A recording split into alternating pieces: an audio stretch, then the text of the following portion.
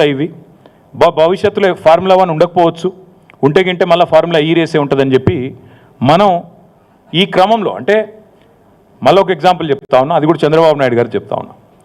చంద్రబాబు నాయుడు గారు ముఖ్యమంత్రిగా ఉన్నప్పుడు 2001లో జినోమ్ వ్యాలీ అని ఒకటి పెట్టారు షామీర్పేట దగ్గర, తుర్కపల్లి దగ్గర పెడితే ఈరోజు ఆ జినోమ్ వ్యాలీ నుంచి ప్రపంచవ్యాప్తంగా మనకి వ్యాక్సిన్ల ఉత్పత్తికి అదొక కేంద్రమైంది, ఒక హబ్ అయింది. అంటే మొక్క ఒకరు నాటొచ్చు, విత్తనం ఒకరు పెట్టవచ్చు, కానీ దాని ఫలాలు అల్టిమేట్గా భవిష్యత్ తరాలకు అందుతాయి. ముందు చూపుతో కొన్ని కార్యక్రమాలు ప్రభుత్వాలు చేయాలి, చేస్తాయి. బుద్ధున్న ప్రభుత్వం అంటే చేస్తుంది. మేము కూడా ఏమనుకున్నామంటే తెలంగాణలో కేసీఆర్ గారి నాయకత్వంలో ఆటోమొబైల్ మరియు ఈ రెన్యూవబుల్ ఎనర్జీ ఎలక్ట్రిక్ వెహికల్స్ దీనికి తెలంగాణ భారతదేశంలోనే కేంద్రంగా ఉండాలి అనే ఎజెండాతో ప్రయత్నాలు ప్రారంభించినాం. ప్రారంభించే క్రమంలో స్టడీ చేశాం.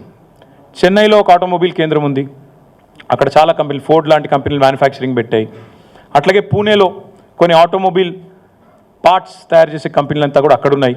మరి మనం ఏం చేయొచ్చు అని ఆలోచించినప్పుడు మనకు సముద్ర తీరం లేదు, ఈకోసిస్టమ్ లేదు, మరి ఏం చేయాలి అని ఆలోచించి ఎలక్ట్రిక్ వాహనాలను బలంగా ప్రోత్సహిద్దాం, వాటికి సంబంధించిన మొత్తం ఈకోసిస్టమ్ అంతా ఇక్కడే డెవలప్ చేద్దామన్న ఎజెండాతో ఆ క్రమంలో హైదరాబాద్కి ప్రాచుర్యం రావడానికి హైదరాబాద్ని ప్రపంచ పటంలో ఎలక్ట్రిక్ వెహికల్ ఎంతూజియాస్ట్ దృష్టిలో పెట్టడానికే ఫార్ములా ఈ రేస్ వాళ్ళని అప్రోచ్ అయిన తర్వాత జరిగింది ఏంటి అంటే మీకు ఒకసారి సీక్వెన్స్ చెప్తాను నేను.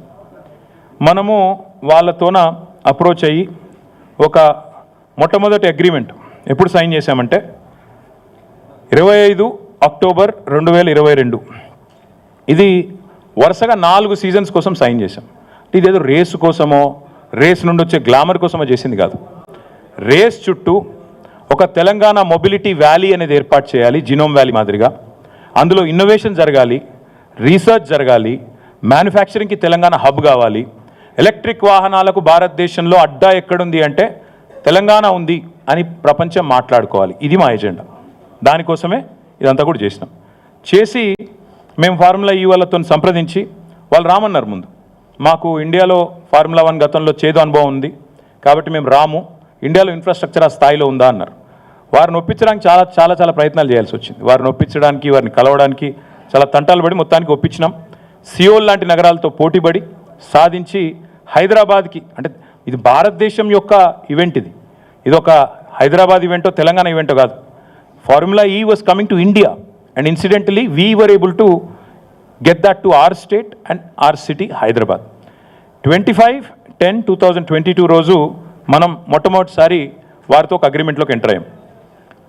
Between municipal administration department from government of Telangana and వాళ్ళ వైపు నుంచి ఫార్ములా ఈ వాళ్ళు, అదేవిధంగా ఒక ప్రమోటర్. ఎందుకంటే ఈ రేస్ జరపాలి అన్నప్పుడు కొంత ఖర్చు అవుతున్నప్పుడు ప్రైవేటు వ్యక్తుల్ని భాగస్వాములు చేసి వాళ్ళకు కూడా అడ్వర్టైజింగ్ రైట్స్ ఇచ్చి, ఎందుకంటే 50 కోట్ల మంది చూసే రేసు ఫార్ములా ఈ, కాబట్టి వారికి కూడా ప్రాచుర్యం కలిగే విధంగా, వారికి కూడా లాభం కలిగే విధంగా అడ్వర్టైజింగ్లో చేయాలని చెప్పి అట్లా ప్లాన్ చేసి మొత్తానికి ఏస్ జెన్ అనే ఒక కంపెనీ, గ్రీన్ కో అనే కంపెనీ ఉంటుంది, దాని సబ్సిడరీ, వాళ్ళతోన మనం అగ్రిమెంట్ చేసుకున్నాం.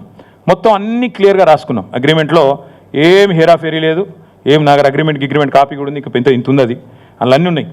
ఒకవేళ గొడవ అయితే ఎడుకోవాలి, ఏ కోర్టుకోవాలి, ఏ ఆర్బిట్రేటర్ కోవాలి, అవన్నీ కూడా అలా రాసుకొని ఇది 22 అక్టోబర్లో మనకు ఒప్పందం అయింది.